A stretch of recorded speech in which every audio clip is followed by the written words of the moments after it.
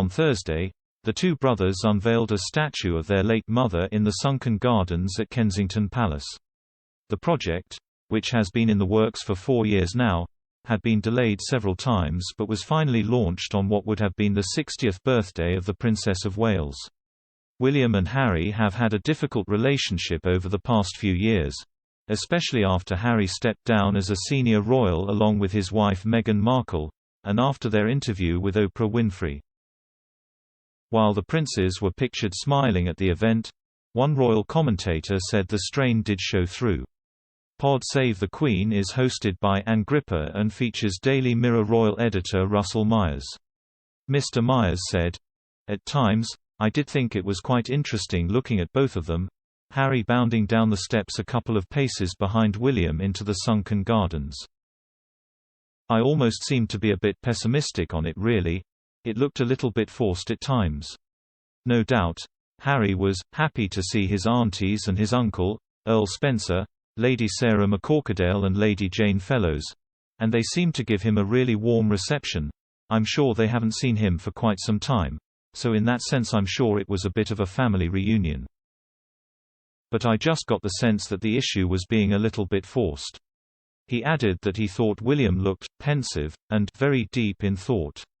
The royal editor concluded, "I mean, they're unveiling this project together and they know everybody's going to be talking about it, and I think the pressure did show at times." That said, Ms. Gripper said she thought she saw moments of warmth between the brothers in some pictures.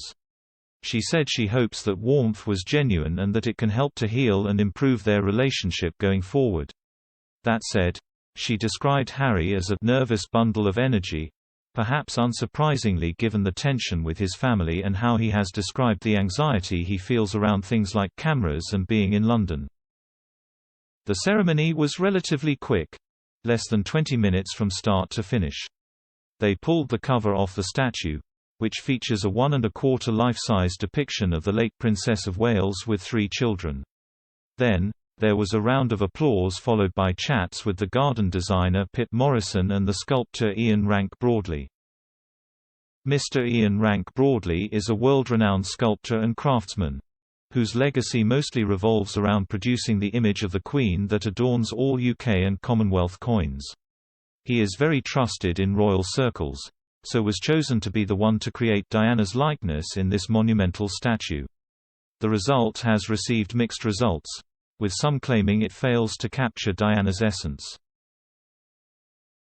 However, Mr. Myers argued that the princes are clearly happy with it, or else they would not have unveiled it to the world, and really that is what matters. Ms. Gripper compared the task of having to capture someone who is the most photographed woman in the world, versus what most sculptors have to do. She said she recently went to Lichfield, just north of Birmingham, and visited a cathedral where they had just unveiled a grand new statue of St. Chad. She said, "It's a magnificent and very beautiful statue, but the sculptor had a bit of an advantage because this man lived over 100 years ago, so nobody really knows what he looks like. So as long as it looks like a nice statue, you're not trying to capture someone who was the most photographed woman in the world." On the flip side, Mr. Myers argued that the statues of well-known figures Winston Churchill and Nelson Mandela in Parliament Square are pretty magnificent.